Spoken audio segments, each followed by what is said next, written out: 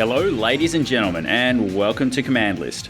Playing on the left-hand side of the screen is me, Raging Demon, and playing on the right-hand side of the screen, as always, is Chaotic Jim. Now, we have selected the order. I'm really excited to talk about this game, so we'll do the pleasantries and all the, social norms of asking how each other are and all that, but, KOF 13, pretty fucking stoked. I think it's the first KOF game we've done. Nope. We've done SNK games before. Oh, yeah, it is the first KOF. Yeah, it is, yeah. So we've done Garrow, and have we done a Sam show? We should. And we've talked about KOF quite a bit in some of the other topical episodes as well. So, well, let's get the formalities out of the way. Oh, also, did you get a little white envelope with a fancy red wax seal on it? No, I didn't. Oh, well, we can't go any further then. I'm afraid you're not invited to this tournament. It always ends up in chaos. Why would I want to go? And why would it's? I don't want to go. And how does sit one in the stadium and then end up getting killed by some? I don't know. Probably a Orochi. Supernatural fucking phenomenon. Yeah. I mean, yeah. How does one qualify and get sent? What if you move? I guess there's such a secretive, shadowy, powerful organization. I guess they know when you move. But yeah, so yeah. What are you up to anyway? What have you been playing besides this game? KOF 13 for those who I don't even think we fucking mentioned it, but it's a KOF game and it's KOF 13. So what are you playing? What are you up to? Well, it's been a week since we last recorded, and I haven't had time to play anything. We were meant to record last night, so I just couldn't. I was still working at 9:30 at night, so just no time. But that being said, I am looking forward to playing Elden Ring.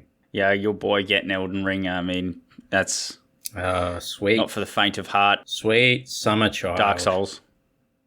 Yeah, he doesn't have a good threshold for pain either, so he's setting it up at the moment, and I'm expecting to hear some ranting and raving and yelling.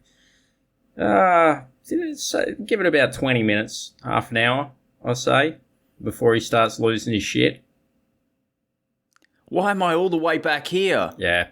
That kind of shit. I told him, jump on YouTube, buddy. You don't have the patience to work this out yourself, so just get some guides and, get tips for first startup. Yeah, and it's not Cuphead, you don't just start straight away. Yeah. Again and again and again. Yeah. He doesn't pay attention to the detail. If, those people when you're sitting side by side and you're going through something on your laptop or whatever, and they're just clicking, frantically without actually reading what's there. He's one of those. Yeah. So he doesn't pay attention to the mission pop-ups or anything like that. So he's got no idea what he's doing. Or hey, there's a thing. Didn't you notice that thing? Isn't that a cool thing? When they foreshadow the shit out of stuff and then you're not paying attention. Oh, man, I was giving him a rundown on New Vegas.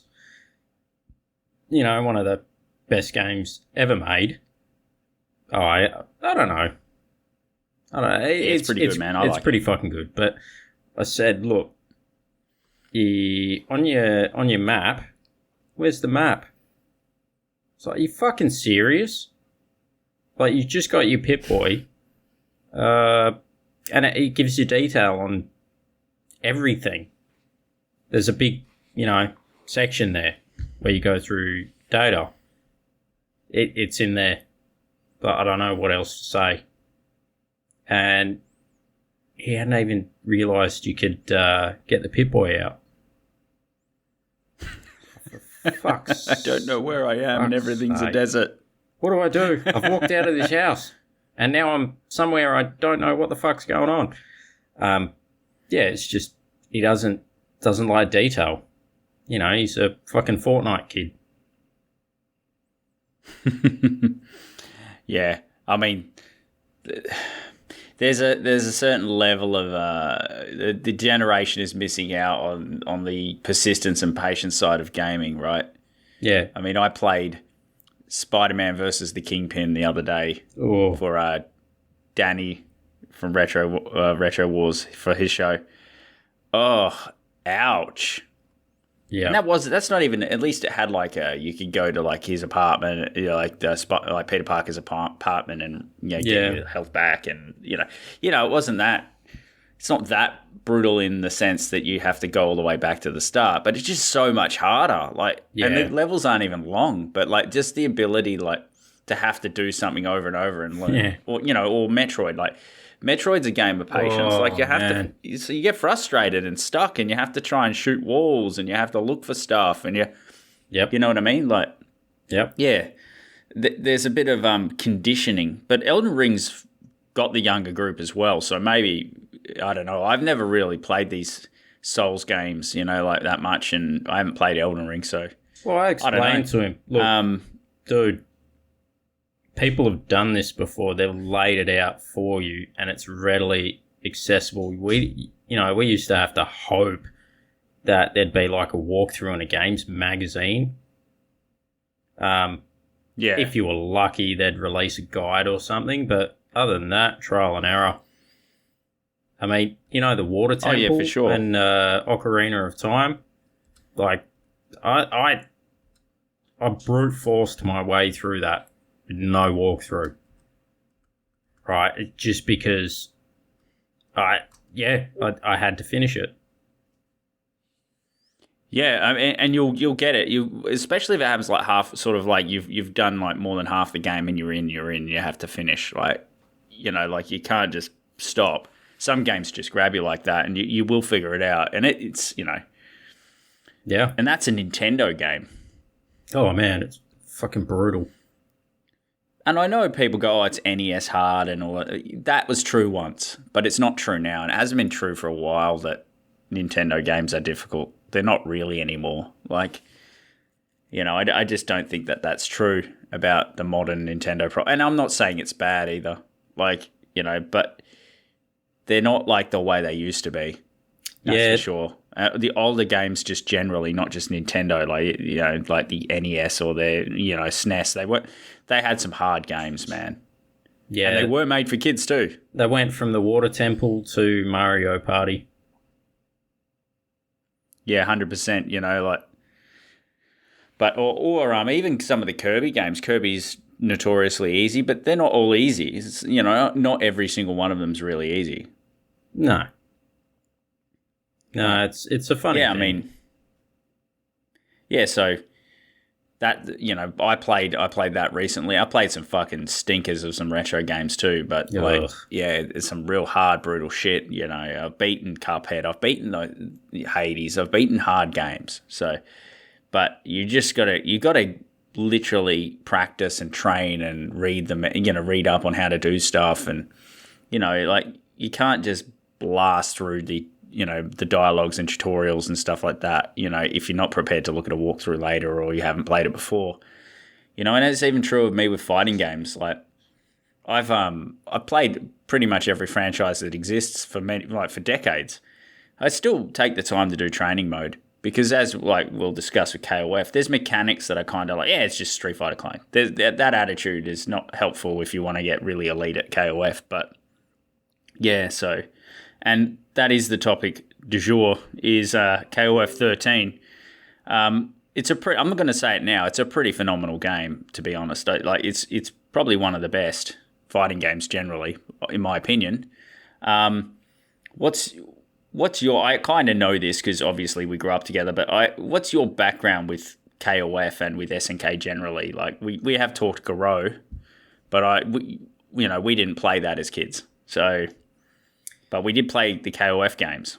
So what's your first memory of KOF? The arcade next to the Street Fighter cabinet. 100%. Yep. Next to it. Yep. The surprising for me, I remembered it was a separate company simply for the fact that, hey, that's that Raiden guy, the big wrestler. Yeah. He's not Capcom, right? So I always remembered that. That's that franchise that has the big wrestler guy in it. So that's kind of I didn't even remember that. It was just the big wrestler guy. And that was kind of how I remembered SNK was a separate thing. That and those fucking top-down shooter fighter plane fucking games, the Metal Slug as well. Yeah, and Metal Slug. So I remember they made that shit. So it was always, hey, you've got Capcom. They're more... I always associated Capcom more with console, and SNK, they're arcade only. So that's fair. That was the association for me, for a long time. Yeah, and it's pretty fair until recent times, to be honest. Like, I remember these from the same arcades you remember from the rec center across the street. Like, I believe the SNK cabinets were cheaper, and obviously they're trying to cash in on the Street Fighter craze and the Tekken craze and stuff, the fighting game craze of the 90s, right? So yeah. We would see these as more of a curiosity and play them from time to time purely just out of like, what the fuck's this thing? Oh, it's a team match. Yeah. And the SNK games are arcade based. Like, they did make home ports, but they weren't good. And they I played the Fatal Fury ports on all the home consoles and stuff. Samurai Showdown on the SNES I've played back in the day as well. But they just didn't get the home ports. And I think because their hardware was pretty good, and they went they had way more characters, and the team match 3-on-3 of KOF. That's not the kind of thing you can just do on a Mega Drive, right? So, the backgrounds were amazing even back then, and to have a big crossover game of KOF that early in the piece, which was obviously born out of the popularity of Chuck and Ryo in Fatal Fury, one of the Fatal Fury games, as a boss, or, oh, that's cool. Like, the franchises are linked, Yeah. And a lot of, basically the birth of KOF is the crossover or the mashup of Fatal Fury and Art of Fighting. But yeah, I mean, I've always wanted to I did like it, but I wanted to get more, Wanted a home port. The SNK. Yeah, the SNK games, but the home ports just weren't there, and we weren't bajillionaires. We couldn't have a fucking... Yeah, we had most of the consoles, but we couldn't get a fucking Neo Geo, home console. They were fucking... It was basically a miniature arcade machine in your fucking house. I think the cartridges were even the same as the arcade machine. And that's even and if you could Neo get Geo them. CD... Go on, sorry. And that's even if you could get the cartridges, because I can't remember seeing any of them, except for very... No, I never... niche stores. There was one in a shopping centre near us, and I can only remember seeing one or two cartridges there, ever. They're the only ones I ever remember seeing. Yeah, well, and even the Neo Geo CD, which is the budget version, quote unquote, CD-based systems were fucking expensive as fuck. Like the Mega CD and shit like that back in the day. But this is before the PlayStation and the Saturn, right? Yeah. The Saturn and the PlayStation. A CD-based system was just not a thing you saw. I mean, wasn't the 3DO was CD-based, wasn't it? Yes. I think so. Yeah, but again, we just didn't see this shit, right? And SNK released it was more like the PS2, the Dreamcast, the original Xbox. That's the stuff that got the really half decent ports of the SNK games. But we'd already been indoctrinated into the church of Capcom by then, and the church of Tekken and Namco. So yeah, they were staring down the barrel of patchy syndrome at the time as well. Oh, financially, yeah, for sure. They almost reading Sega's fucking playbook. Yeah. But what was interesting is, I believe this is probably the case for you, is when I got CVS 2.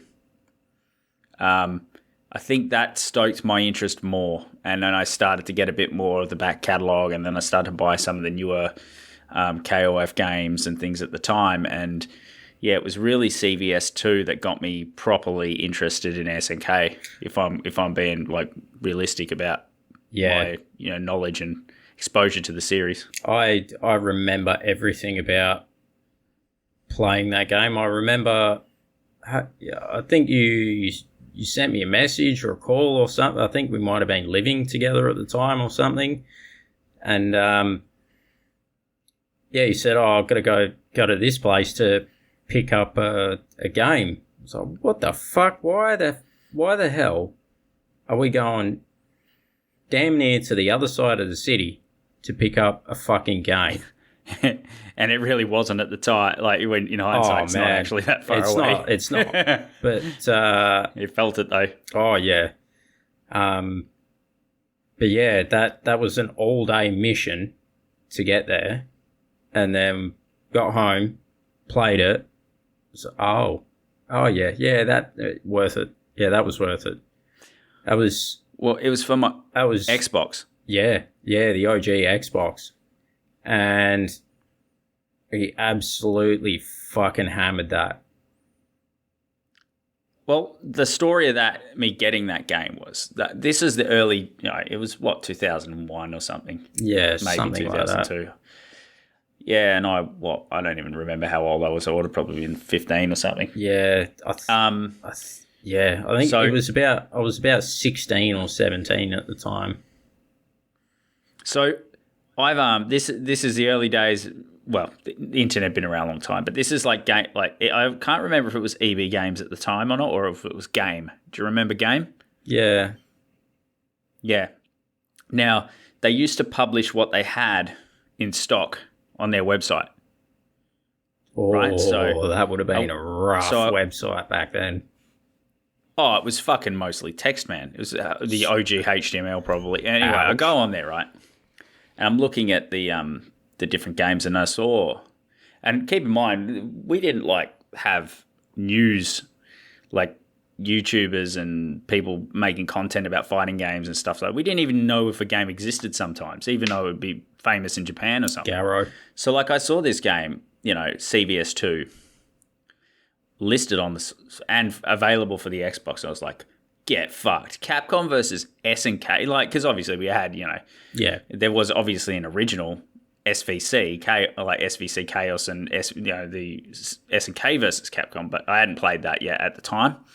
So I've gone, fuck, that'll be cool. Like, Marvel versus Capcom was cool, and there was also Capcom versus Tatsunoko, I think, as well. But like, I was like, this is fucking cool. I'm gonna and then I looked at stores Borogoon. Now, that's a bus ride at the time for us. Like, for me, like, we can't get our driver's license at 16 in Australia. That's not a thing. You can start learning. Like, you fucking let 16-year-olds just drive around. What the fuck's wrong with you people over in the States? Anyway, so I've hopped on the bus, and there's like 3 of these buses a day back then, right? Yeah. I've gone all the way to fucking Borogoon, rushing there, like, I better get it before someone else does. Like, I've got the actual thought that someone else might fucking want that game. Like, in hindsight, it's hilarious because fighting games were not that popular, right? Yeah. So the game's availability was never in jeopardy. So I've gone and got this game, brought it back, and we fucking smashed it. And that's stoked the interest in the SNK games for me. And then I did buy them after that. Like, I would buy the KOF games after that. Yeah. So. Yeah, and so that's a story you were talking about, like, and yeah, we played the fuck out of that game, got to know all the characters, I recognised most of them from Fatal Fury and KOF, Sam stuff Show. Like that.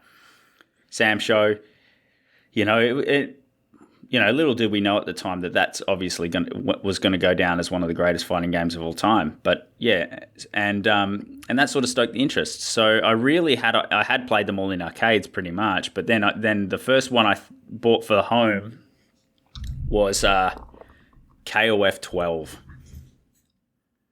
That's unfortunate. Now, have you played KOF 12? No, can't say that's been high on my list of King of Fighters to play. I wouldn't mind it, but it's not so, like, if it's on the menu, I might check it out, but I'm not going to go out specifically to get it. Now, it was disappointing, to say the least. Right? So that it looked great. It had a very small roster. It wasn't horrible, but it also was basic as fuck. It had no real story mode. The sprites were really big, and then as you move away, they get smaller. The artwork was okay, but it just wasn't that good, and it kind of was really disappointing. So, yeah. The no story mode will come into effect here, but when we start to talk more about KOF 13. But it's funny that that's really like the prototype for this game, right? And it turns out to be, worth, not worth the money. Don't buy it or play it, really. But, it was worth SNK's investment to keep going, because the next game they would make will be this one, and this is an absolute banger. And you know quite a bit about SNK's financial problems and that sort of stuff. So, let's talk about when this released, KOF 13, right? So KOF 13, and story-wise, it takes place after 11, because like I said, 12 didn't have a real story. It was like that dream match bullshit. But it was a dream match with fucking 2 characters in it, when dream matches are supposed to have the whole fucking roster, right? But so Japanese arcades, 2010. So this was a long rest, right? So yeah, the first KOF 12 was 11 and 12 were the first numbered KOFs to ditch the year they were made, because they were starting to not be able to release them manually. And it's for the best, because you want to make a good game, and it takes a while, right? So released in Japanese arcades in 2010, Xbox 360 and PS3 in 2011, iOS and Android in 2011 and 12. That's pretty early. PC, this is the first version I played of this game. Same. The Steam edition in 2013. Yep. Global Match release wasn't that long ago. That was on the PS4 and Switch, both of those.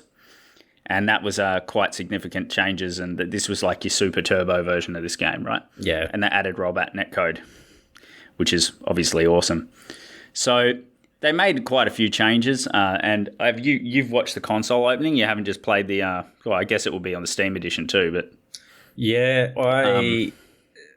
going through SNK's financial issues and that sort of thing. A lot of effort was put in to getting interest. So first thing they'd release would be the trailer, the opening crawl for console or arcade or whatever. Not that arcades were really doing too crash hot at this point, but yeah, man, the opening, that's the tits. Well, it just landed so fucking well. Well, 11 was good, but I think people are still hanging on to 98 and 2002, right? Because they're sort of the better entries and competitive entries. It was at 2002 is quite busted, though. It's got the fucking some infinites and some OP fucking characters and stuff, but that was pretty fucking shenanigans back then. Yeah. Yeah, and just the opening sequence, even the arcade one's pretty good, but the console one's just fucking epic. It's just, this game's just like on roids, man. It's really the last truly good sprite-based, fighting. Oh, should I say that? Because Under Night and Birth's sprite-based. But it's just, it was really the pinnacle of that type of 2D fighting, sprite-based game. From what I've seen, I don't think I'm talking too far out of turn with this, but this is what KOF 12 should have been. So if they had have let it, cook and sit there in the oven for another year, this is essentially what they would have got. So or something close. Yeah, I think with KOF 12, they asked for, I think it was 12. No, actually, it might have been 14. But, it was 14. Sorry. But, these guys said they were at a point where a lot of their assets were developed enough that they just needed some refinement, and they could work on their balancing, and they could put a bit more effort into, having more than, 6 stages, 6 backgrounds, right? And yeah, was that 12 and like 16 characters or something small like that? Yeah. 12, man. Like a bunch of super specials were missing, and you know, you'd have characters where their dialogue was sort of the same as somebody else's dialogue. It was just a mess. They didn't have the time, they didn't have the budget or the people to get anything sorted. And then so many moves were removed as well. Yeah. And then 13 comes along, and essentially around about this point was when they said, look, we've had a major shake-up. They had like 4 presidents, CEOs of their company in like 3 years or something. So, you know, rock solid management structure. And there was real doubt that there was going to be any more games going forward. And it seems like everybody like thought, all right, well, we're on the way out, but fuck it. Let's, you know, this is the last hurrah. They really didn't know if they were going to be making another one. Because around this point, the Japanese government decided to trial run pachinko machines in casinos. And they got into the pachinko trap like a lot of them. It wasn't just them. Wasn't it? Konami, Sega. Konami, yeah. Yeah, but why Konami's so fucking shit is Sega, SNK, Nintendo, a bunch of other companies got out of the patchy game about 2015. And then fucking Konami decided to buy a ticket and get involved. Like when it was all going to shit. So, you know. Do you know what's really going to be worth the money? Investing in Blockbuster Video. Yeah. As they're announcing bankruptcy. But, you know, it was like a last hurrah. They didn't know if there was going to be another one. Well, the programmers and the people developing the game, they had no idea. I'm sure the presidents and CEOs and management structure had some sort of fucking idea. But, yeah, they put in the fucking effort, and this came out as an absolute banger.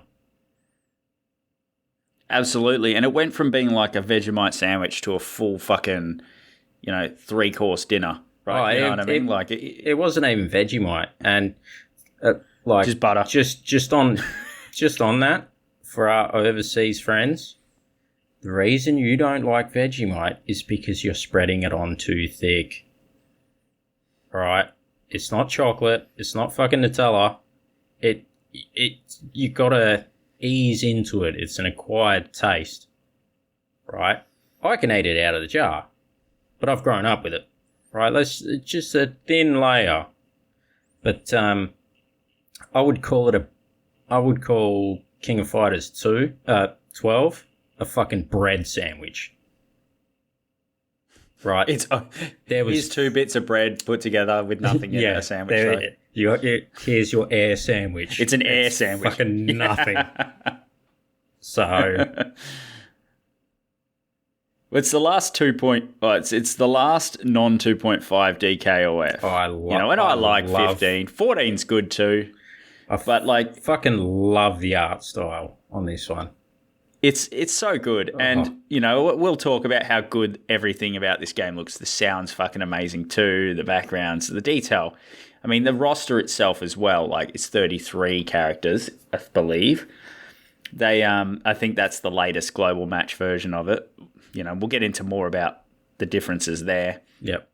And it's your classical KOF mechanics. And by this point, there's 13 fucking games, right? They've tried all sorts of mechanics. They've had assist mechanics. They've had tag mechanics. They've had the extra sub player. They've had the lead-off character can do an extra move. They've tried a lot of different things in KOF, and quite often before other franchises did it. So the classic 3v3, like solid KOF mechanic is preserved and used to perfection here. And it does have the 4-button layout, which suits modern controllers much, much better, I might add. Yep. Where it's just light and heavy. You have guard cancels, you have blowback. So the guard cancelling you can guard and then you can roll out and do other stuff to get out of it. You can use the blowback mechanic if you got hit stun. You know, Wouldn't recommend the rolling it, and sides. The sides, No, and the sidestepping seems to be is replaced with just that roll mechanic. Yep. And they've basically stuck. They've gone. Nope, this is what people want, and we're just going to lean into this. We will innovate, but we're not going to innovate this anymore. This is how it works. And what I love about the 3v3 format here is the character interactions between the rounds. They added some pretty good dialogue. It's very funny, some of it, and it's would have taken a lot of effort to do as well. So even if you play arcade and not story or whatever, you still get treated to those interactions that make you laugh. There's 33 characters, so a lot of it's the simple things, like say you've got Team Fatal Fury, right? And you pick my boy, send him out first, and then he gets all busted up, and then the next round, old fucking Don Terry, he jumps in, and Joe's sitting there in the background all fucked up. Well, is that the case in this one? Because in the others it is. They have that. I don't think... Are we getting this mix? Because the backgrounds here have insane detail. I think I might be confusing it with 14. Well, I mean, it's basically in most KOF games, though. That's true. Yeah. But I mean, the interactions of the characters between the rounds is really awesome, and I think so. That's a good chance to talk about the different teams too, by the way. Yeah. So we have Elizabeth team, which is Elizabeth Blanc-Torche. Very self-indulgent name, if I do say. Yes, and we got Duolong, Shen Wu. So that's Team Elizabeth. You got Team Japan team. Kyoku's with a Welsh guy in there. Kyoku Tsunagi. Well, fucking, you want to talk about that? Go with KOF 94, where Team Italy is basically just is Fatal Fury. Like, what the fuck? Yeah. Anyway, Japan, Kyo, Kusanagi, Benimaru, Nikaido, and Goro Diamond. That's a pretty solid, pretty predictable team. So it's Fatal Fury 1, Terry Bogard, Andy Bogart, Joe Higashi. It's actually funny. There's some funny dialogue about this team where, especially with everybody hates Andy because, he's boring. Well, it's so funny that Mai's so famous and everyone knows Mai. I sent you that Justin Wong video where he's asking people he went to a Smash tournament and asked a bunch of people if they recognize all the fighting games. And I know the Smash audience is maybe not the right place. That's why he did it. But to see if Smash players really know the FGC or they're just Smash players, right? Yeah. No one knew Andy. No one. Everyone knows Mai, but no one knows Andy. So Andy is in obscurity. His missus is fucking famous. And he's the most cosplayed character after Chun-Li. Yeah. But a ton of people got Joe because he's got his fucking name on his shorts. That's a gimme. But, that's a very Joe thing to do. But at least they were observant enough to pick that up. So, awesome. I don't think they would have got it. Surprisingly, a couple of people fucked up Terry. So he's in your game. Yeah, and he's in Smash. You dickheads. Yeah, you got. But Team Artifight. Oh, sorry, keep going. Fuck Andy. He's got no person. But they even find a way to give him some personality in this game. Yeah. You got Team Art of Fighting. You got Ryo, Sakazaki, and they're part of that. What's that style they do that I always forget? Boshinryu or some fucking thing. No, I don't think so. No, that's not. It's fucking. It starts with a G, I think. It doesn't matter. Gyoken. I don't know. Gyoku Ken. It ends with a Ken, right? Yeah, it has to. And then you got Robert Garcia, who's not Spanish. He's Italian. Yeah. You got Roberto Garcia. You got Takuma Sakazaki. And then we got Ikari Warriors team. Leona Hayden, Ralph Jones, and Clark. Still, this is like your Guile team. Yeah. Like your Spec Ops kind of people. Yeah. And then you got Psycho Soldier team. I love the name, but it's kind of misleading because you see the team, it's kind of funny.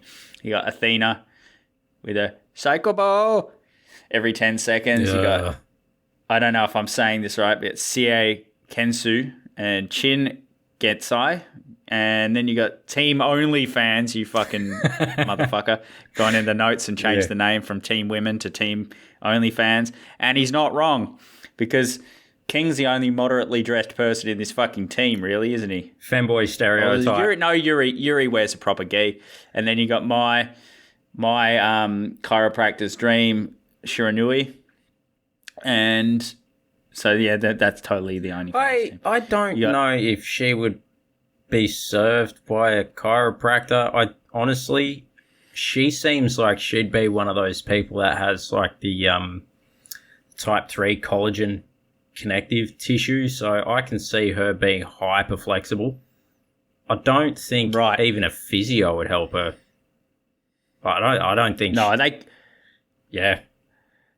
they crack so many fucking jokes about her not being stealthy and still being a ninja, though, and it's so funny. And you got Team Kim, which is, back in the day it was Team Korea, but it's got I was trying to Raiden, your favorite fucking wrestler. Yeah.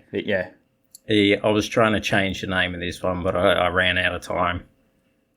Well, Kim's basically he's got hope in humanity. He wants to turn all the bad guys into good guys. Yeah, he's like a like these days there's a certain segment of our society that's very loud and very he's the kind of person that always sees the perpetrator as the victim and really wants to help them. You know what, I see this guy as fucking Robespierre from the French Revolution. Okay. Always banging on about fucking justice and, doing the right thing and morals and all this sort of shit. You broke guys out of fucking prison and you're beating the shit out of people for a living. You self-deifying taint. Well, even to Terry, he's like, "Hey, Terry, you could learn something from us about your attitude and stuff like that." And his dialogue is just brilliant because Terry's aside from James's conspiracy theories about Terry being a fucking crime lord, Terry's a stand-up guy. He's got a lot of integrity and he does the right thing. And the thing about Terry here is he's like, "Nah, I think I'll just train like a regular, like a normal person and just do regular training." His answer is "Nah, I'm just going to do what normal people do." Terry's killed people before, right? I think that's fairly evident. Like he killed the goose. But he was a mob boss, right? He didn't go into prison and break him out and say, "Hey, Goose Man, how about we go around the world and fight people?" Well, Kim's given these guys a chance to cause havoc. Like he says, "Yeah, guys, you've done well so far. Go for a holiday." They fuck off. They cause a riot and then get arrested again. It's like, Kim, you've been training these guys for fucking, a decade now, and they're still criminals? Like, Kim's like Star-Lord, right? He's a dick. So Kim's like Star-Lord. He just he goes, "You know what? We can still do good stuff even though these guys are bad." Yeah, but does he though? Other than annoying people? Like, does he do anything good? Well, it's got Huajai is like it's not his brother. Is it his son? No, I don't know. There's a relation there that I don't know. I think it's like a student or something. Oh, a student. Oh, no. Yeah, so a troubled student. Actually, I think it might be his rival. Like, it's another one of his right. His subalterns students. Yeah, well, his number 1 and number 2, basically. He's Jajar. That's it. Yeah, and Raiden's just a bad guy that, Kim's trying to rehabilitate. And then, so we'll keep rattling on through the teams. Right? Yagami. Team Yagami, Iori Yagami, Mature, and Vice. Now, Iori in this game has been nerfed because Ash has stolen his power. More on the plot later. Ugh. So he's got no flames, and people are constantly making fun of the fact that he's been nerfed, and he's like, "Fuck you, I'll kill you." That's his stock answer to most problems that he has and most dialogue that he has. He sees as a waste of time. At least he's consistent. Yes. K-Dash team, so that obviously K-Dash. Cooler Diamond, which is a character I main. She's kind of a ditzy, like, lab creation. Bit like a doll from, like, say, Capcom from the Street Fighter, Alpha games. And then you've got Maxima, who wears a suit and cheats. He tries to be like Iron Man. You know what? Then obviously you've got... I always think of Cooler from Dragon Ball. When I hear that. So, no, right. Different character. Cooler Diamond.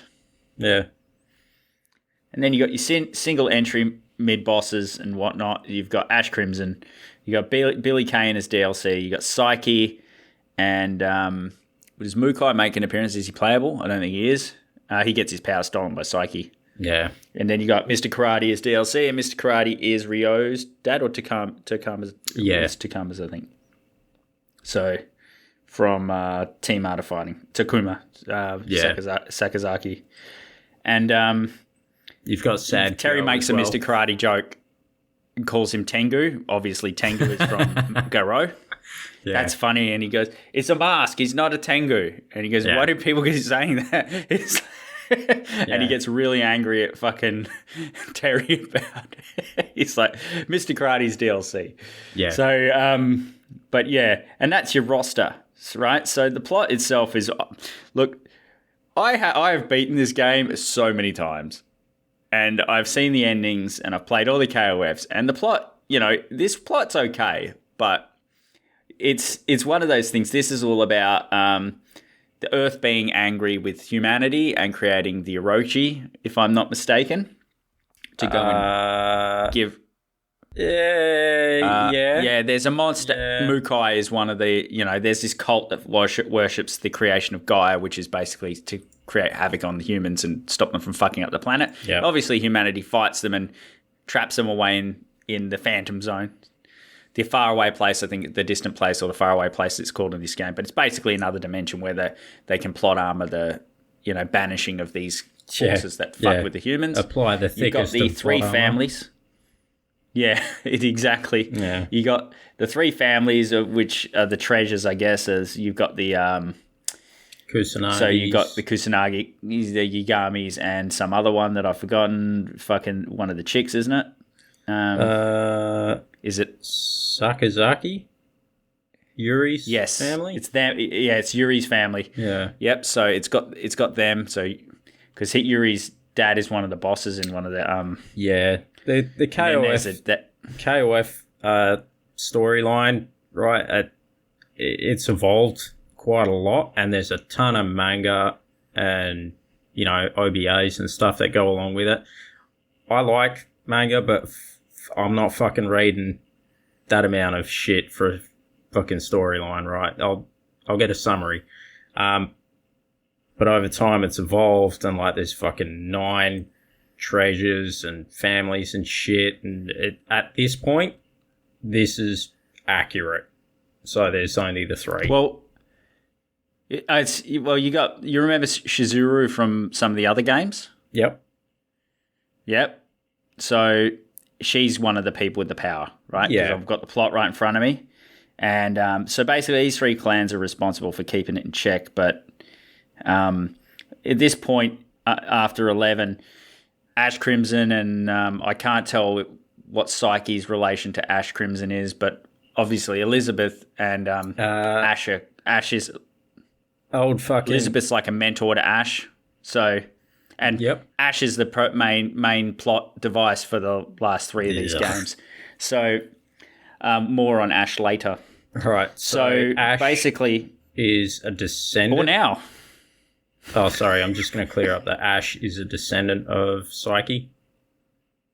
Or Psyche's a descendant of Ash. I forget which one.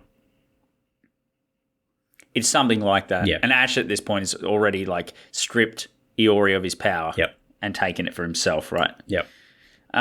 So the Orochi was sealed away 1800 years ago. They're trying to break the seal and get the Orochi out so they can take the power. Yep. This secret shadowy organization is sort of on the team of the anti-human entity. Yeah, because you always need an evil organization. Yeah, so Ash is pretending to work for him effectively, and it really just for his own gains. And it turns out to be somewhat of a hero in this game. I have issues with this. But yes, me too. So Rose is the sponsor, and Rose is fucking Rugel's daughter, I'm guessing. Yep. Bernstein. So the invitations don't come from Rugel anymore. It's a shame. Is it? But though? I would have liked my invitation to be from Rugel, but I reckon his invitation had come. The invitation to be tucked away inside the envelope. But when you open it, there'd be like the botulinum toxin or fucking anthrax or something in the envelope as well. He just seems like a dick that'd do that. Oh, and the fucking Haydn and all those fucking Special Force Guile types, they're all like in some government shield type organization trying to stop all this, by the way.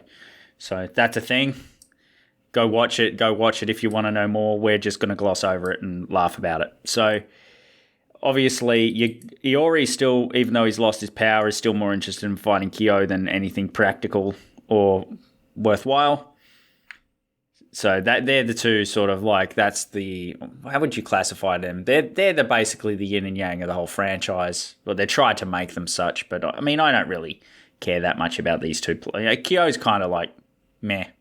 He does have some funny lines, but he's a solid Shoto if you're looking at get into this game quickly and you've played other fighting games and you're a bit of a Shoto He's Ryu fan like me.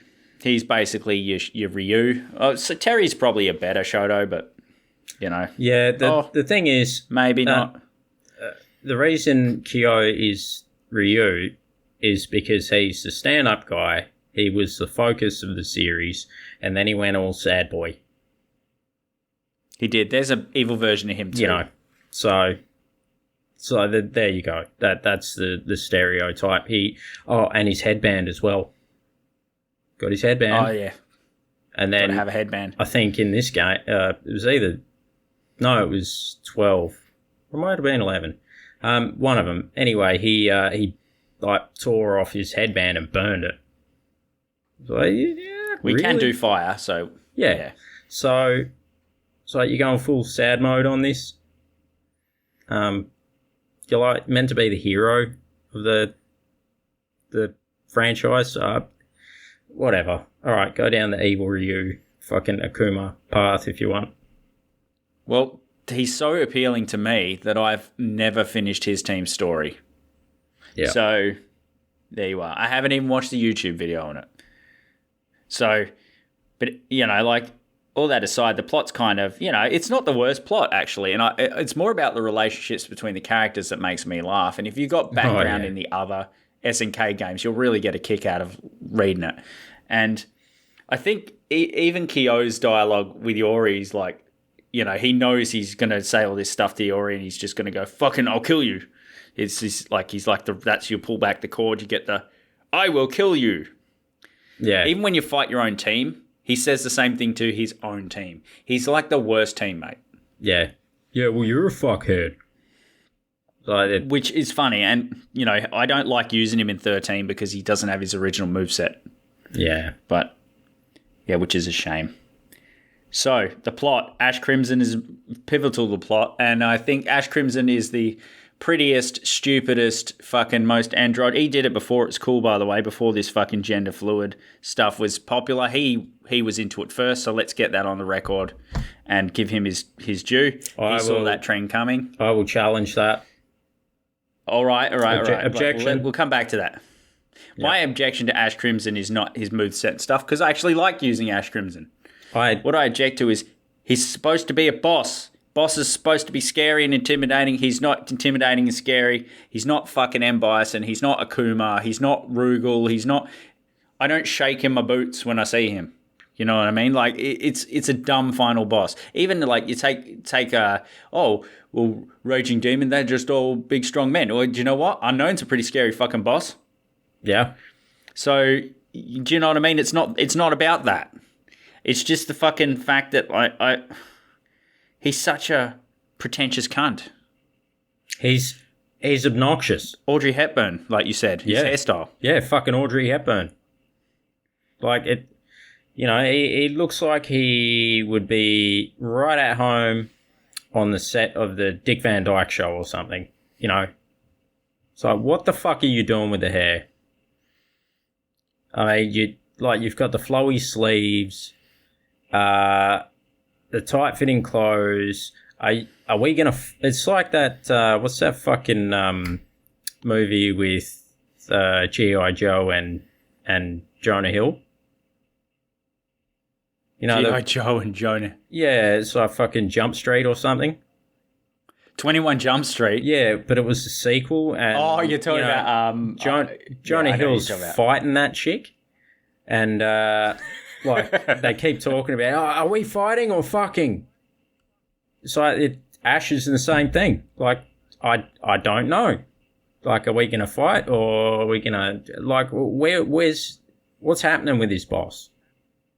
Like, you fight any other boss, Ogre, for example, right, it's going to eat you. Let's be real Bison. about who the actual boss is. Yeah. The boss is Psyche, right? Yep. And then Ash Crimson is like, ha! Like the fucking get smart double cross. He's like, aha!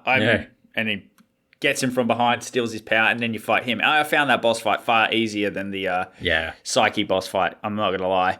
Yeah. And it's a KOF boss fight, so surprise, surprise, just walk up Sucks. to him, sweep him, walk up to him, sweep him, walk up to him, sweep him. There's no skill involved in this fucking... Even when you block the super, it still does like fucking 30% of your health. Yeah. It's a fucking cheap SNK boss. That is I like how they classical can't just... SNK. They can't just spam the supers like they can in certain other King of Fighters. Well, the fucking bosses can in this. They got unlimited fucking supers. You just have to hope they don't use them. Yeah, but it doesn't happen that often. Right? Like It's true. You go to like King of Fighters, say 98 or something, and you're just copping it. Like, you don't even get a courtesy lick before they fuck you up. So, this one felt like it sucked, but it wasn't the worst. Well, I think because it's the 13th one, you know it's going to happen anyway, so you just come to terms with that. Learn the strat for cheesing it and just do that. And that's what I do. And it's not going to take marks off this game. I knew what I was getting into. I hate that Psyche fight, though. Yeah, it's fucked. Murder. And what I love about SNK is they proceed to make fun of you after you lose and go, hey, would you like a hand? Yeah, you want some easy mode with Would that? you like a little bit of extra super? More health? Would you like, Yeah. Yeah. Instead of giving me more shit, how about take some shit away from them so they're not fucking cheap bastards? I go, and it's the default first option too. You have to scroll down to no service, right? Yeah. To maintain your pride. Pricks. I love how they do that. It's funny as fuck. But Ash actually isn't the boss technically when you think about it. It's dark Ash, But Ash is a dumb character. Fucking Psyche is a dumb character. I just go on. Can I talk about why he's fucking stupid? Like yes. The issue is not that he is the boss or the fucking villain or however they tried to portray him. It's the fact that this entire fucking saga is based around him as the fucking hero. How is he a fucking hero? Well, he's an anti-hero. He's more of a fucking Joker type character. He's like fucking he's like Kazuya. I saved the world because I'm bored. I changed my mind. I'm not going to doom everyone after all. It's like, for fuck's sake, you grew up with Elizabeth, right? And you're all friends and super buddy-buddy, and then he fucks her over without a second thought. And when you get to the won't return her calls. Yeah, when you get to the end of the game and you find out why, it's like, oh yeah, that makes sense. But really, you couldn't let her, your childhood friend, in on the deal? Like, yes, it was worth it, but, I mean, come on, dude. Like, when you're this orphan boy, right, who gets adopted by this rich family and you fucking paint your nails and have Audrey Hepburn hair and shit, and she's the only one that's nice to you, and then you're a cunt to her. And she's even nice to him. You know what I mean? After he fucking burns down the house. Well, actually, was that entirely necessary? We don't know if he burned it down, but it's heavily implied. Yeah, was that entirely necessary? I mean, do you have to be such a fucking dick? And why did they portray him as the fucking hero? Like, they could have just said he's like a villain, right? And it wouldn't have changed a fucking thing. Well, he's still a villain. I mean, the fact is, villains do stuff that's in their own interest, and the Earth being destroyed by some fucking evil, vengeful thing created by the Earth itself is obviously not a desirable outcome. So, like, it's not awfully heroic it's just self-preservation to seal him off and go, guess what, you're dead, and I'm probably dead too because I killed my ancestor or whatever, right? Grandfather paradox. Yeah, I'm going to... Spoilers, it's 2013, mate. It's 13, so it's old as fuck, this game. I'm going to sort this out with a paradox and fuck the lot of yous. I won't feel sad because I won't exist. In future games. Yeah. But yeah, so... that's the story in a nutshell. Ash Crimson's a fucking stupid character, even though, like I said, I have used Ash Crimson in my team many times purely because I'm like, it's a decent character and, plays well. This is some charge character kind of, like I don't mind charge characters. So it was just, and you know what I mean? Like I felt like they could have got a bigger, more menacing boss. I don't mind the boss concept. It's just, why make the saga entirely around him? Yeah, because it's called that. You've got the Orochi saga, and then you got the Ash Crimson saga. Yeah. You could have made it about Team Self-Indulgence, the fucking Elizabeth and, sidekicks, and put a bit more focus on them, and he could have been, like, side by side, like, intrinsic to the story, but, like, not the central focus, especially when he's such a fucking cunt. So, it's just a bit of a fuck up with the story. Character plays well, design's great for what it is, but, it's just a bit of a cock up there. All right, now everything else about this game is fantastic, though. Fucking incredible. So, it's incredible. The mechanics are incredible. I like the Neo Max Supers. Music fucking slaps, like a jukebox setup, plays different tracks. I think it was Each Promise is my favourite track. Yeah. But then you got all these different tracks that play. The fucking backgrounds are insanely detailed and awesome. And you see, like in Paris, when those fat chicks are losing their shit watching the watching the fight, and then the elephants, and then the clock tower, all the detail. Guilty Gear will go on to, take that. Dude, hold my beer, SNK. Better hardware. Hold my beer. Yeah, PS5, man.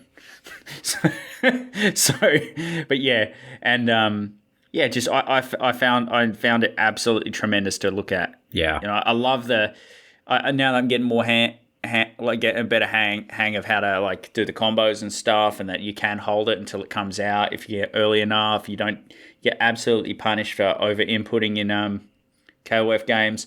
But I love they've added the hyperdrive mode in the last release for global match.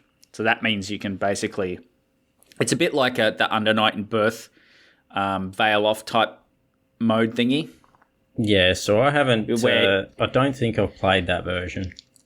Well, I think, the Steam version didn't have that originally. It might have that put in now. Might have been a patch or something. But it's basically like it costs less to do your level 3 Neo Max Super Awesome Mega Super move, and it costs 2 bars instead of 3. You can cancel out of basically every move into a super, into a special, and from a special into a super. Yep. Once you do your Neo Max, even though it's cheaper, it ends your hyper drive mode. So basically it just creates combo options galore, and I don't fully understand how to utilize it properly. Fucking tell me about it. Like my major struggle with SNK franchises as a whole is, well, obviously because of my busted hands. So I find it hard to be as quick with the inputs. So a lot of these, like, I'm trying to keep up with the timing, and it's fucking hard. And I, like, you know how you do the quarter circle supers? Yes. Right, and you panic a little bit sometimes when it's like high tension, and you just give it another nudge. I'm quite guilty of that. And this fucking franchise and SNK in general, they will screw you for doing that. Well, do you know what? It's so many things I didn't know. Like, I can do all the moves in isolation, right? But it wasn't, and this isn't the case with most fighting games. But say, like, you're right, you've got the double double quarter circle, then like 2 punches or 2 kicks. Yep. Fairly easy. We can handle that. That's a fairly normal super input. Street Fighter do that shit too. Yep. Now, if you want to cancel out into a quarter circle back forward or a quarter circle back, a half circle back then forward or something like that to do your Neo Max Super or whatever, you don't have to put it in again. You can just do the quarter circle back forward. And that's something I didn't know about KOF. Yeah. Right? And that's something that's really prevalent in 15, right? And if you don't know that, you try to do the combo challenges and you just fucking can't do them, right? Well, and also effectively it resets it and then it reads it as extra inputs. So, and if you're fast, it will work. But there's some combos where you can't be fast enough. Yeah. Right? So it's not possible to do it without doing that. Yeah, well, at least it's not for most people. And, it's this stuff about KOF and just knowing that lights aren't necessarily faster than heavies and that sort of thing. I like that. And also, the typical jump in, you don't get as much reward in KOF for a jumping in, like, overhead attack. Yeah. When you're going to do a jumping kick, like, your Ryu kick sweep from Street Fighter 2, you actually want it to connect on the front of the character like a standing move. You don't want it to connect as an overhead because you're not as safe in KOF. This game's pretty good and the new one's pretty good, but like there's so many moves in the older KOF games where you hit and you're not safe. You hit and you actually can be punished after you hit. So that hit confirm like doesn't exist. Well, it's you get. I like it how it's kind of relating to actual fighting. So I fight southpaw. If I go in with a straight right, it's, most people aren't expecting it, but if I land, generally it's not going to be the most damaging thing, and next thing you know, I've got a check hook coming over my shoulder. So I like some attacks being able to be punished straight away because it's got a certain reality to it. Well, speaking of it, there's another Under Night and Birth, which we need to do an episode on. Yeah, you keep bugging me about it. Yeah, it's fucking brilliant. There's moves where you have to do a combo from a counter. Yeah. When you get hit and then you hit them. Yeah. At the same time, just a fraction after. There's combos that don't work. Yeah. Yeah, kind of like the parry type system. Yeah. Now, there's combos that don't work if you don't get that counter because you hit them too high and they recover, right? So you juggle them too high, whereas you need that to happen. So this game's got a lot of that counter sort of, you can trade hits kind of thing. Tekken's a bit like that too. But the KOF mechanics, I actually think, in hindsight, KOF's a superior game to Street Fighter. Look, I'm just going to get it out there. Yeah.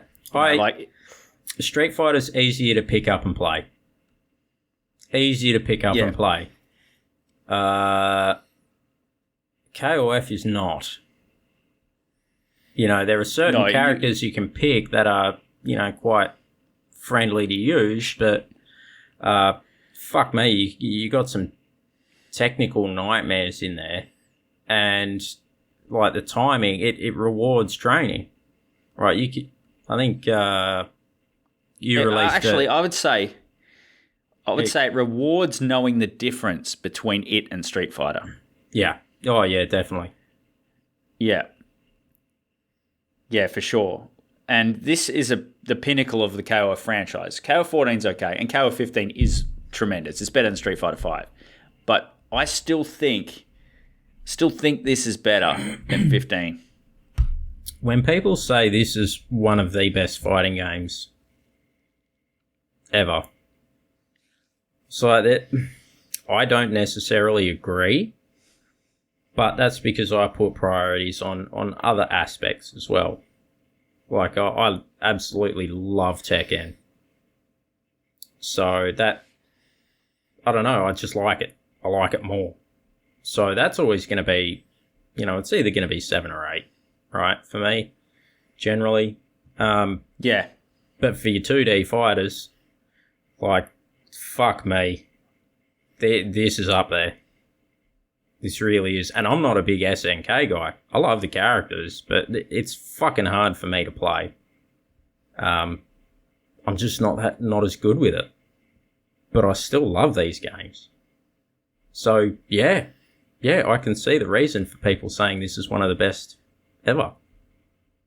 Yeah, and one of the things I respect about a game like KOF is what it makes you do is get good at multiple characters, right? Yeah, you have to.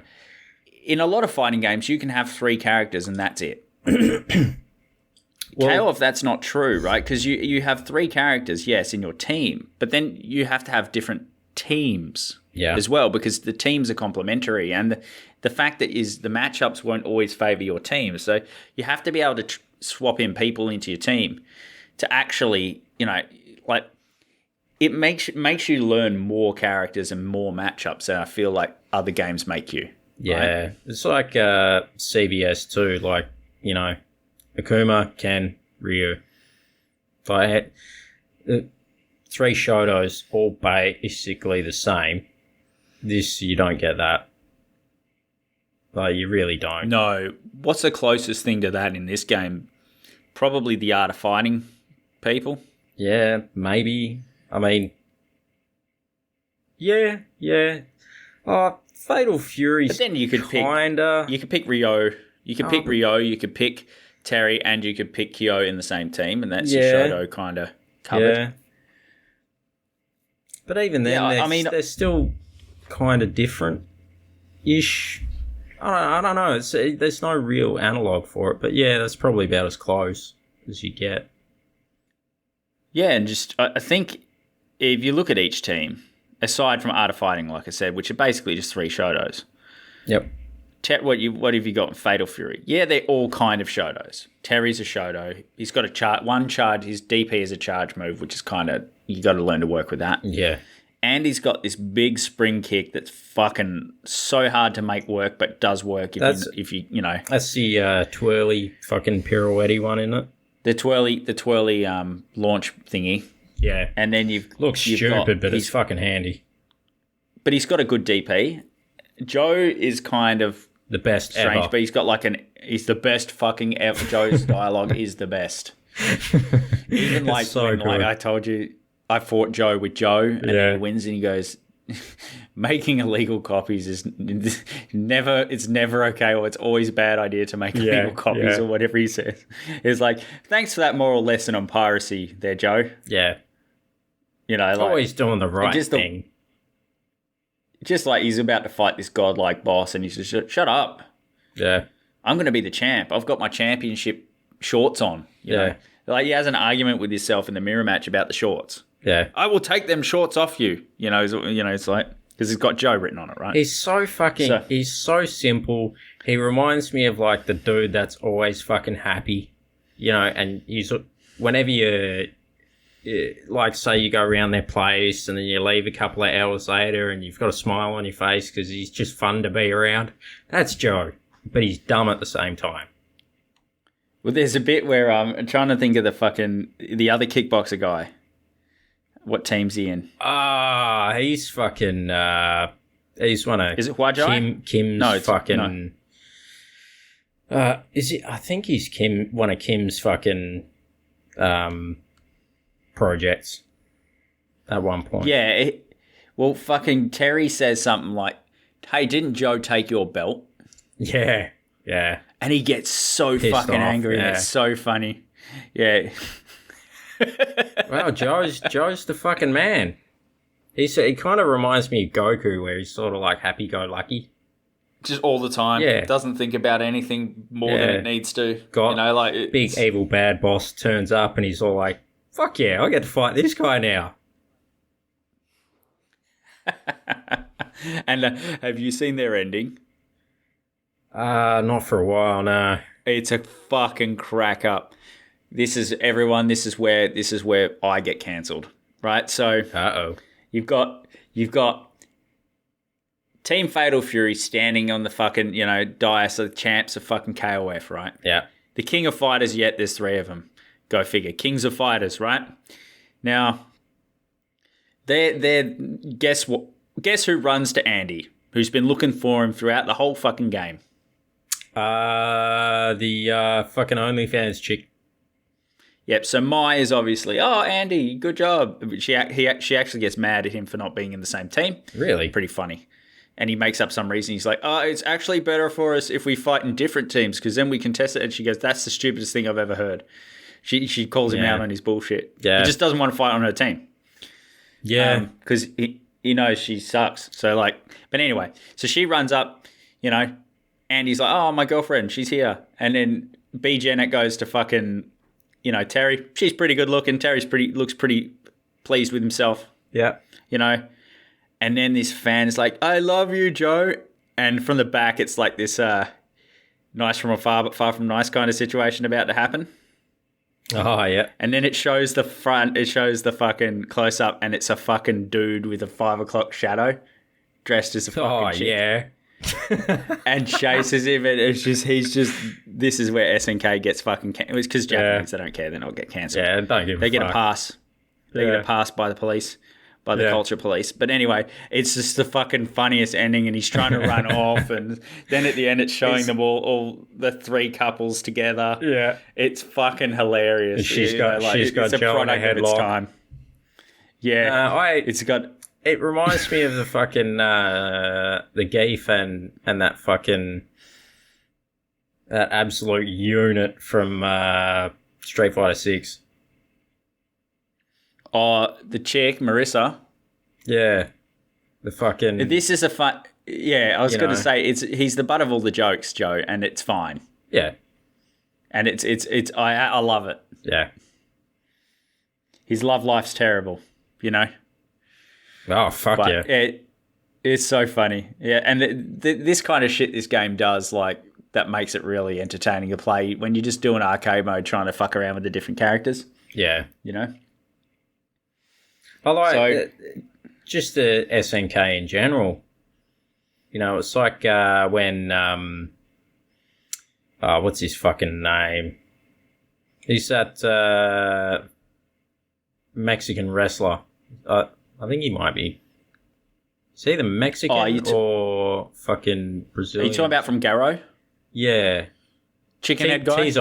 T-Zoc, yeah. He comes back as the king of dinosaurs.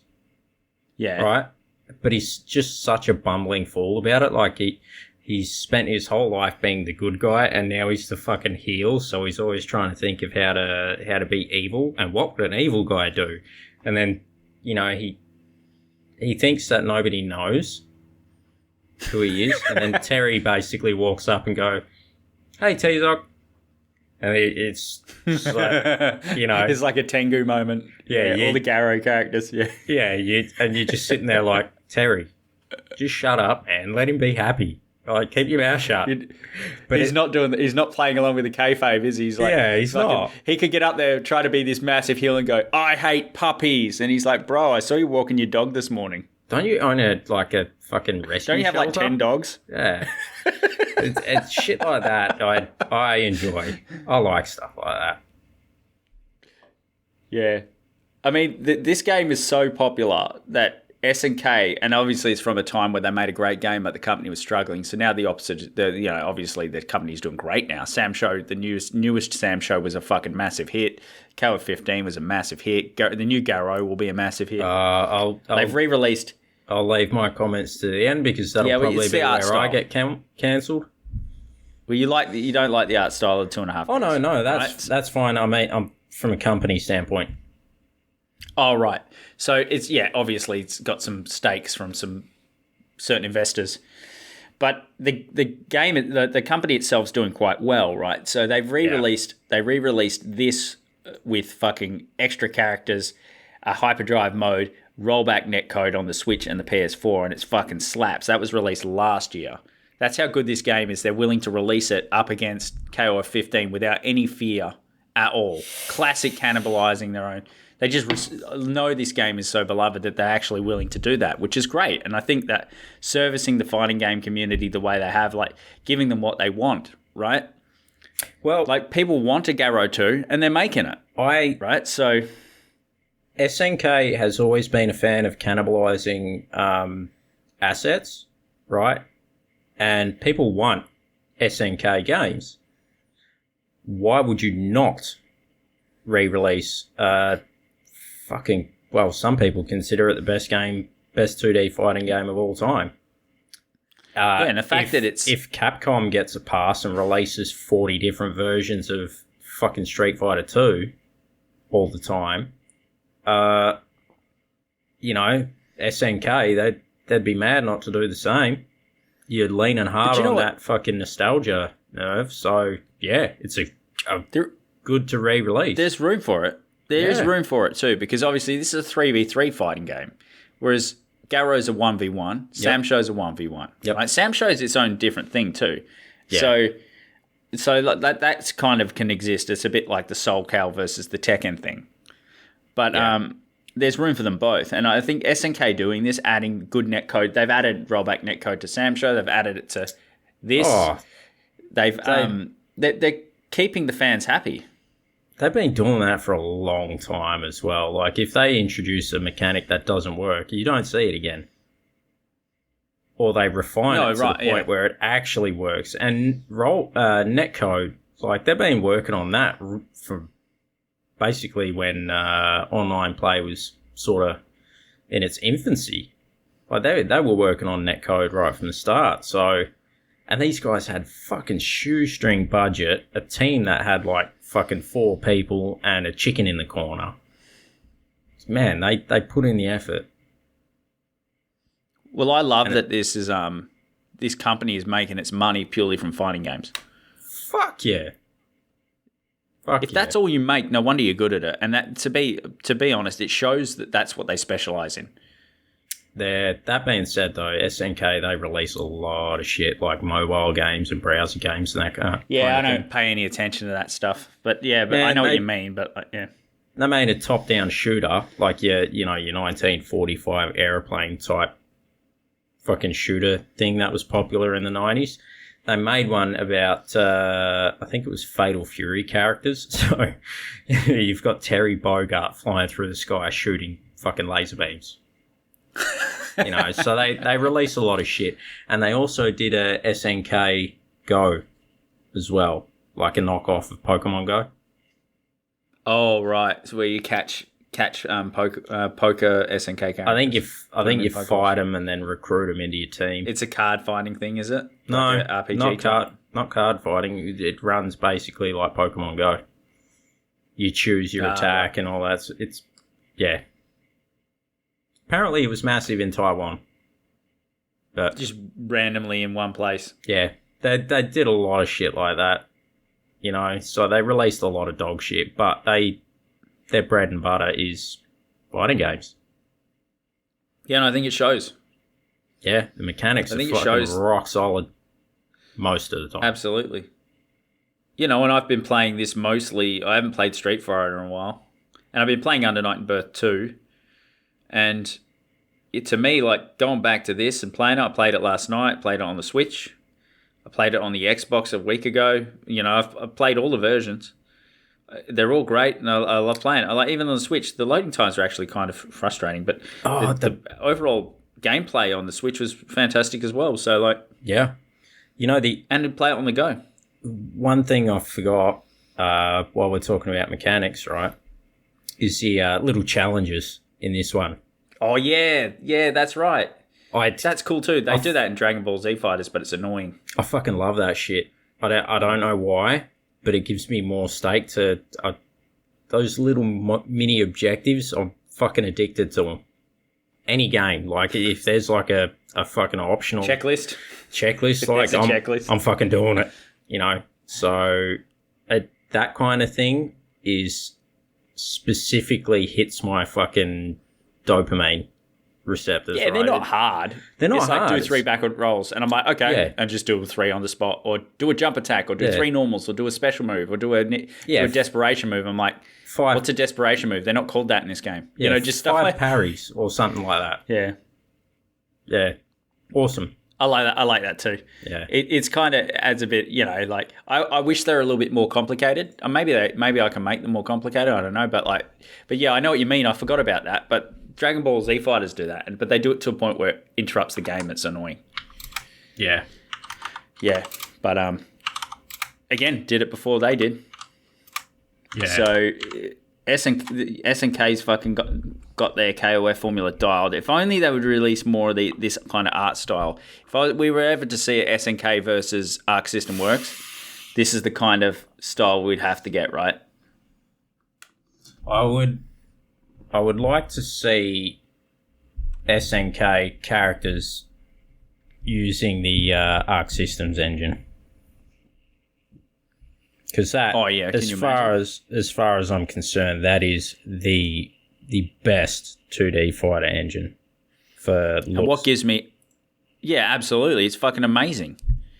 And but then you got sprite-based games like Unundermined Birth that they still use that style, even the new releases. And the reason I appreciate that is because sprite-based games are so much more labor intensive when it comes to drawing them. Oh man, it's like the frames, like when you're animating things, you've got your major frames, your minor frames, and in between frames, and all that sort of shit. It's basically it's like your frequency for your TV. The more frames you get, the smoother an animation looks. And sprite based, fuck, that's hard. That's a lot. I'm sure they got work. some tools. Oh, they do now. But when sprite based games were sort of the big thing, like, well, it's the only thing. Yeah. For a while, yeah. Oh, yeah. But this game, it looks incredible. The backgrounds are incredible. The music's fucking slaps. There's nothing weak about this game except Ash Crimson. And that's it. Like, no offense. No offense to the Ash fans. Not from a gameplay standpoint or a fucking design. Well, design's a bit funky, but, yeah, but there's so many other characters to pick from. They've done it well with Ash. It's just the story. That's it for me. Like doing something you don't like well is still something you don't like. Yeah, you know what I mean. Like I can acknowledge that they've done it. Even like not every character's for everyone, but the good thing about this game is there's so much choice that's not a factor anyway. Oh yeah, yeah. There's a cactus dude in Marvel vs. Capcom 2. Like Amingo. Yeah, who the fuck? yeah. What the fuck, man? But no one cares because you've got Spider-Man and Venom and shit. Yeah. So like, yeah. There's something for everybody. It's an all-you-can-eat buffet, and even if all you want to eat is ice cream and fucking Jell-O, you'll find your flavour there. Yeah, I mean, have we got much more to say about this game? We've gone quite a long time on it, because deservedly so, because I love this game. It's amazing. Yeah. So, rankings. Yeah. So what are we going to rate it then, eh? So we got nothing is S tier so far, and let's just refresh ourselves. So I'll get the list open because it's been a while since we've done a specific game. Fuck, I already know what I'm going to call this. Really? Yep. So I only have one negative aspect, and when you consider the story for fighting games, it's not the worst one. Right. So it's a bit nonsensical. It's the whole Ash Crimson character fucking focus. Yeah.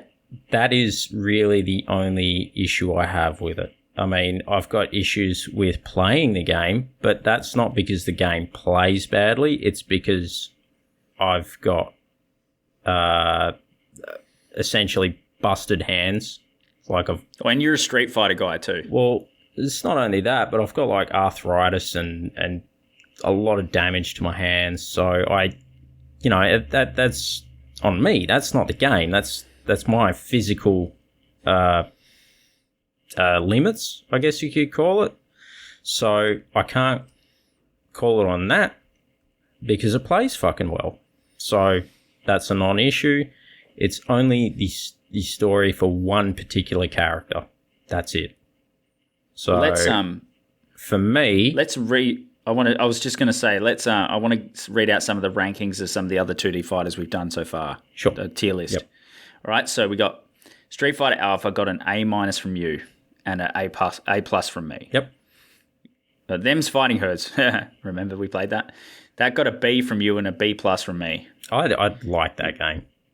Yeah, it was pretty good. I mean, I don't know what's happening to it, but shut down. Yeah, we got Super Street Fighter 2 Turbo. This will be a great indication. Yeah. you gave this. Where's my ranking? It's not there.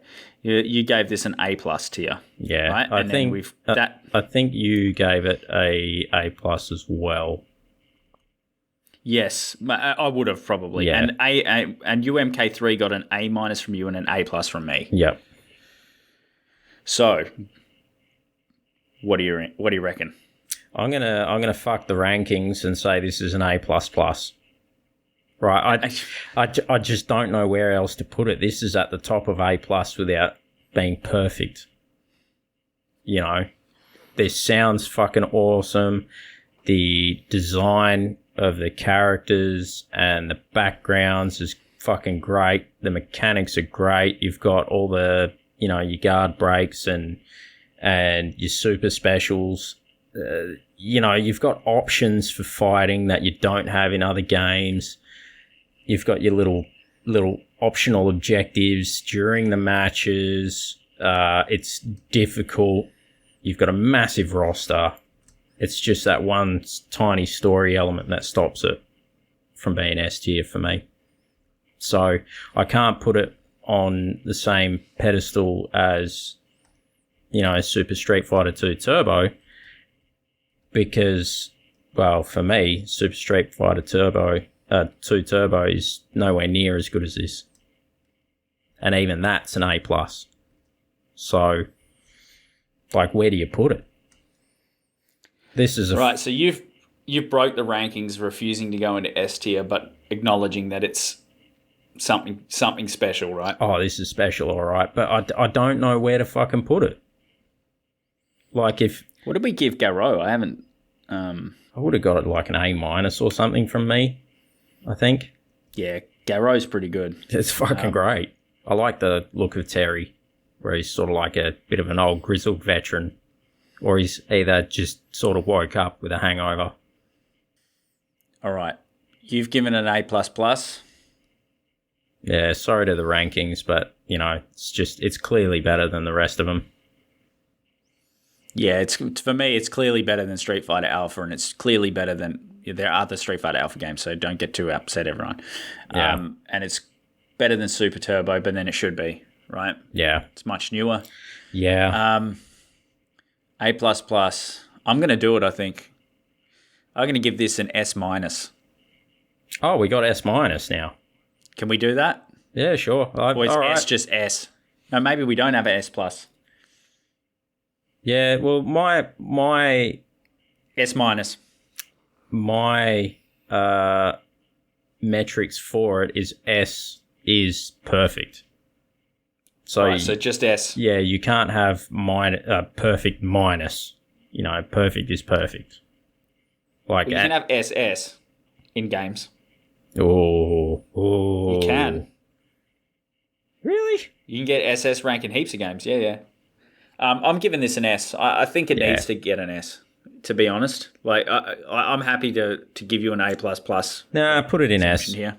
It's a fucking S tier. Now that I'm thinking about it, this actually sort of revitalized interest, or got the FGC talking about King of Fighters and SNK properties in general.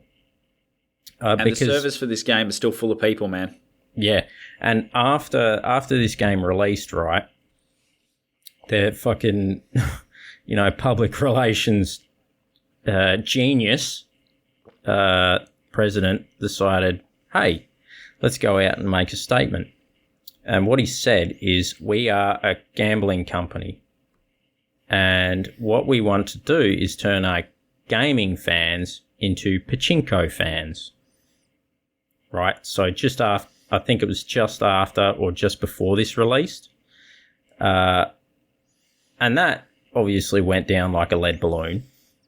And it's a Japanese-centric strategy too. Yep. And then about 3 months later, SNK shut down their pachinko division because they realised that, if pachinko is going to be legalised, then they have to follow all kinds of government regulation, and it was going to actually cost them. So they petitioned to get this, pachinko industry sorted and fucked themselves over. After that, they went full bore into game development.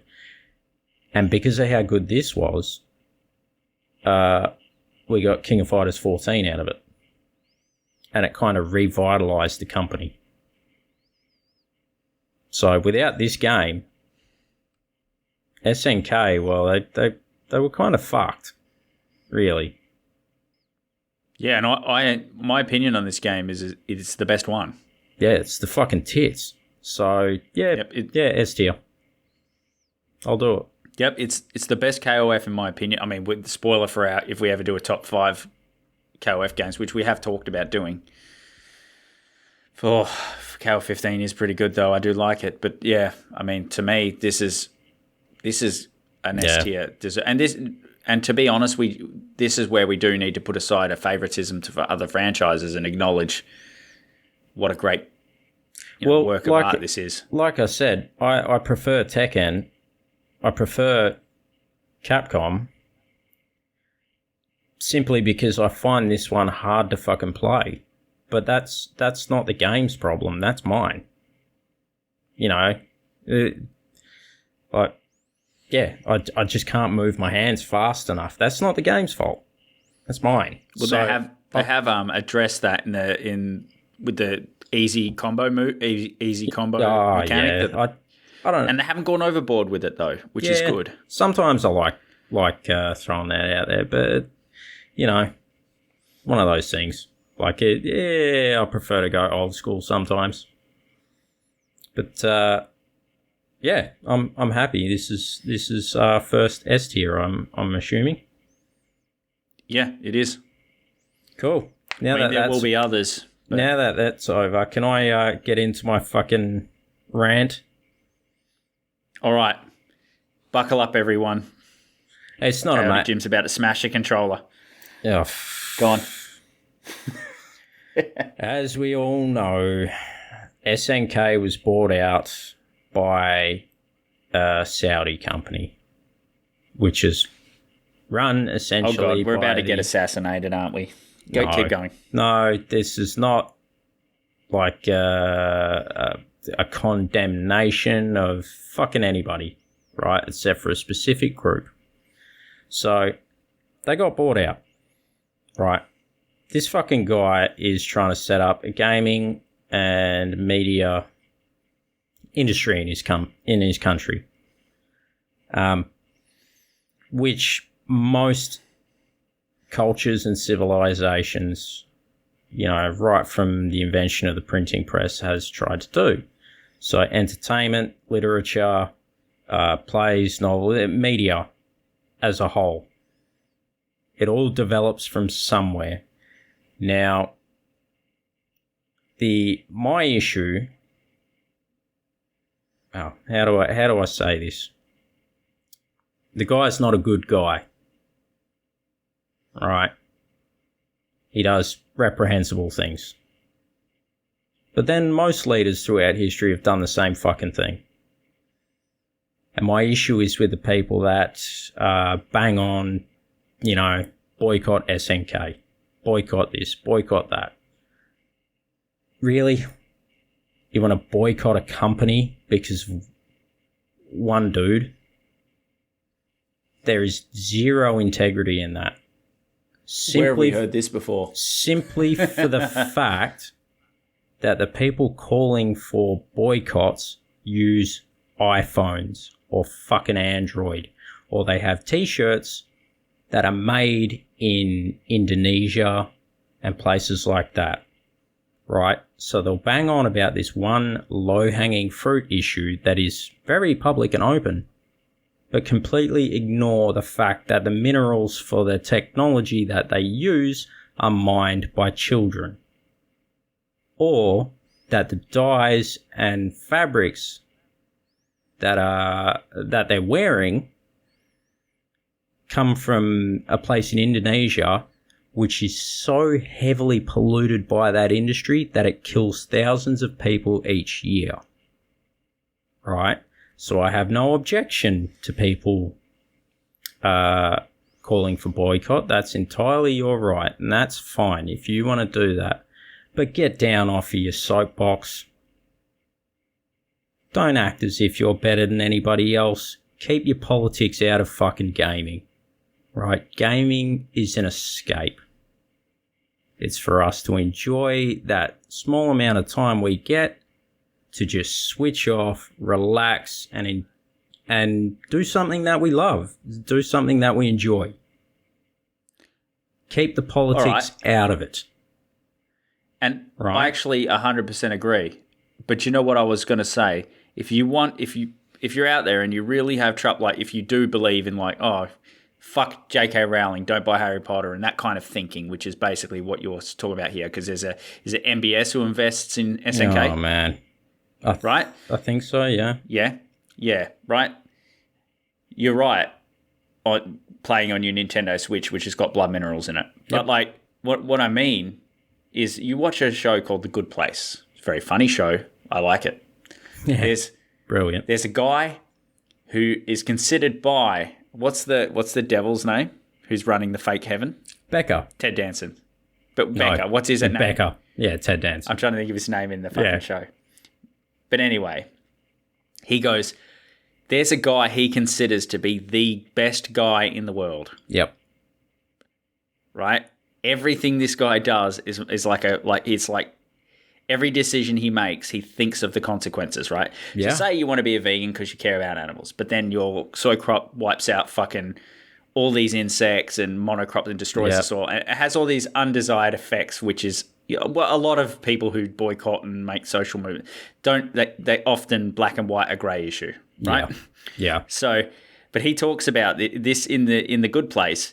There's a particular episode about the best man on the planet.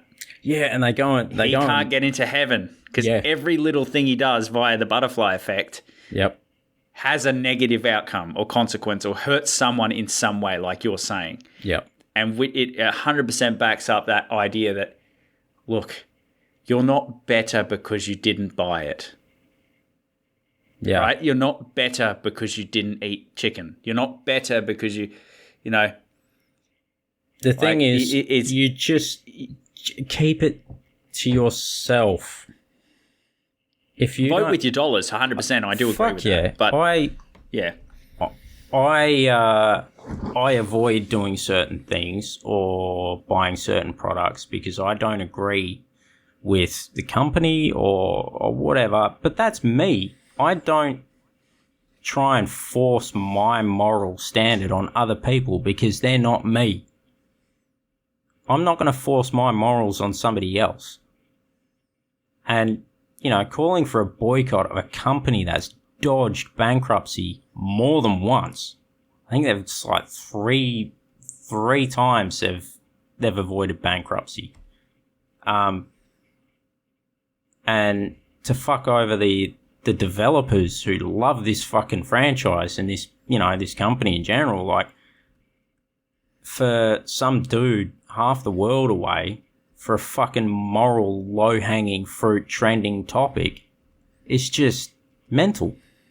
Keep the games industry fucking clean of this shit. Keep the politics and moral standards out of it. Moral stances. Gotta have some. Have some sort of fucking standards, and But and like I won't buy Rip Curl now because of how they treated Bethany Hamilton, right? Yeah. Yeah, but I'm not going to go up to someone who's got a Rip Curl shirt or a Kathmandu or whatever brand is also owned by them and start going, you're a monster. Yeah. I just don't buy it, and if someone asks me why, I tell them why, and that's the end of it. Yeah. Right? I don't care. Like I said, there's other horrible things I accidentally do, just like the guy from The Good Place.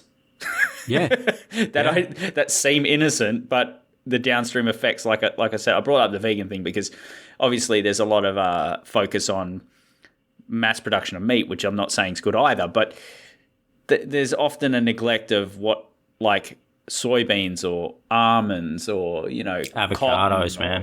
Avocados, what they do to the environment as well, right? We got farms just down south from where we are. Oh, so many avocados. And they are some of the most resource-intensive farms around. They are so bad especially down this way where, water resources are a fucking premium. But, we just don't need them. I don't anyway. Yeah. Mostly because, tastes like fucking snot, honestly. But, I don't fucking preach. I don't condemn other people for it. It's got nothing to do with me. They got their own shit to sort out. You got a phone too. Yeah. Yeah, but at the end of the day, I mean, this is like on Retro Wars. Danny's got a brand new segment called "Who's Ruining Gaming This Week," right? And it's based on shit like this. And to be honest, it's like I'm on board with a lot of the sentiment. Like games are supposed to be. It's like the Stellar Blade thing. Oh, they're too good looking. Yeah, well, do you know what? When I go to the character select screen, I make one bollock smaller than the other. I fucking add a random hair that grows on my arm. Yeah. You know what I mean? Like fuck. Of course, I don't do any of that shit, right? Why? It's fucking dumb to even think that. Yeah, I'll get all pissed off because I can't get the way my jaw broke perfectly fucking representative of how I actually look in the mirror. No, it's an escape. Something we fucking enjoy. We're going to make that character look as good as possible. I really feel like that pupil that's slightly bigger than the other because of that eye injury I got, I really feel like that not having that ability to put that on my character in a game is really like body shames me. Yeah, we should boycott them. We should boycott character editor modes in all games because of that. Except for Bethesda, because that's probably just a feature where everything bugs out. Or even Nintendo taken away gender from the games. And just pick form. You pick form. You know What's your form? You know what? Fuck you, Nintendo. You guys used to run brothels. All right? Did they? Yeah, man. And then they also ran a taxi service to the brothels. Well, I mean, but nobody says fuck all about the family-friendly, face they put onto the public. You motherfuckers ran brothels. I don't know what your sources are, but I'm going to take you on your word on this. Yeah, fuck Nintendo. They're just a company. And do you know how you know it's dumb? It's not going to stop me buying their stuff because this shit all happened in like the 70s, the 80s. So, they've probably changed. Yeah, well, you know why I know this is dumb and why they did it for the wrong reasons. In Japan, people don't think this shit. No shit. So they did it to make money in the West, and that was what makes it even more gross, right? Oh man, I fucking hate it so much. Like video games are my escape, and it's a fucking contagion, right? Leave it out. Leave something. The Tomb Raider stuff's hilarious, by the way. Oh, man. Do you know much about? Fucking. Like, she's reforming Raider culture by telling them that going and taking shit from dead people who've made fucking tombs is horribly wrong, and what's the word for it? It disenfranchises the fucking native peoples that weren't also not there. Yeah. Have you looked at why they made Tomb Raider in the first place? They wanted a game. They wanted a game that could show off the capabilities of the consoles, and they wanted a female fucking Indiana Jones. Indiana Jones, new technology, put them together. It's fucking great. Do you know what would be even better than an Indiana Jones game? An Indiana Jones game where the lead character's sexy because sex sells, right? That's what it is. Fucking let's be real about it. And it's fucking cool and it's fine. And the newer Tomb Raider games are great. But like, I just don't know how this franchise will survive if that narrative and that influence gets put on it. It's ridiculous and stupid. Like, leave it alone. Like, it's fine. Like, it's a game. It's like Egypt, right? Oh. Egypt is like, even the people that live there now have a dubious claim on being the ancestors, right? Yeah. They've got a better claim than us like European people who live on the other side of the world, obviously. But they're also not the original people either. Man, one of my ex-girlfriends was Egyptian, and she used to lose her fucking shit over stuff like this. So you do understand that, like the Egyptians there, right, yes, you descended from people that kind of invaded. right? Egypt's history is a bit of a funky thing. Everybody invaded at one point. So how far back do you go before your claim is more relevant than the other one? Or can you just say, hey, how about we just all be good people and leave the bullshit out of it? Why don't we just call it all our history now? Yeah. And all take pride in it and all preserve it rather than, these are the kind of moral lessons I don't really care for in Tomb Raider and didn't really buy the game. Who gives a fuck? What we want to do... And that's my point. What we want to do in video games is crawl her ass up to the top of that fucking platform and see if we can pull off the dive move onto the concrete floor. You know? And fuck about shit with shit like that. It's an escape. We ain't doing that in real life. No fucking way. But, we use these kinds of stupid things to escape and enjoy games. And fuck, I'm ranting. Yeah, it's all right. We've gone way long, but I don't care. I mean, it's like, how many... We've all done it. We've all thrown the penguin off, right? Yeah. We've all done it on Mario 64. I've never finished that game, and I've still done that. So, look... Are you telling me that everyone who's played Mario 64, if given the opportunity, would pick a penguin up and throw it to its death? Yep. It's like Speaking of that, in KOTOR 2, where you convince that guy to jump into the fucking pit. It's faster. You get to the ground quicker. Yeah. Yeah, give me your money before you go, and then, there's a fee for jumping in there. All right, see ya. I'm going to give some Mario 64 compliment now, right? Because there is a joke in that game that made me fucking laugh my ass off.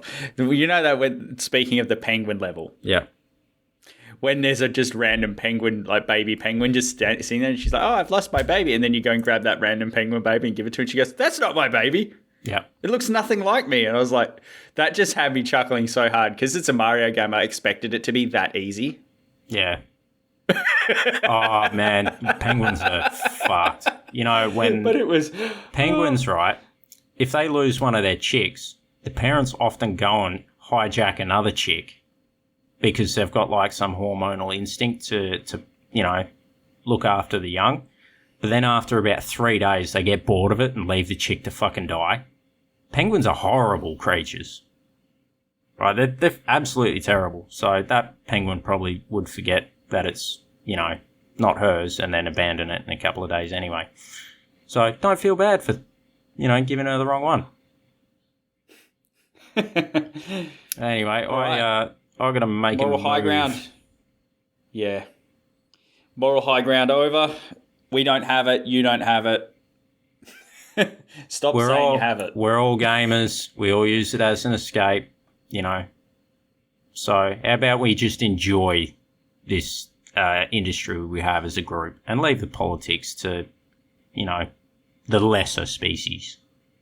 Look, and I'm quite happy to let games die on the fucking vine that don't deserve to be bought. Like games like Suicide Killed the Justice League. There's so many good examples of games that didn't sell, everyone hated, and I'm not telling you to not buy them or play them. I'm seriously not. But the results speak for themselves, and I just hate it when a developer comes out and goes, they're the problem, not the game. The people are the problem. We're not the problem. It was a shit game. We didn't buy it. Yeah. A trans person made Celeste. I fucking love that game. It's got nothing to do with that. It's a great game. I played it. I fucking love that game. Yeah. It's not that. Stop saying it's that. It's your game shit. Yeah. Pretty much. Take a long, hard look at yourself. Yeah. You've made a game people don't like. Yeah. And it might be for lots of reasons, but at the essence of it, if it was good, I'm gonna make people would have bought it. I'm gonna make a shit sandwich and complain when people don't want it. They're not eating my food. They just don't appreciate good food. Yeah. No, it's a shit sandwich. Yep. All right, I'll let you go. Thanks for listening, everyone. I hope you've made it this far. Play KOF 13. Give the game some love. It's a great game. It's an S tier game. So take it easy, everyone. Don't smash your controllers, and we'll see you in the next one. Have a good week, guys.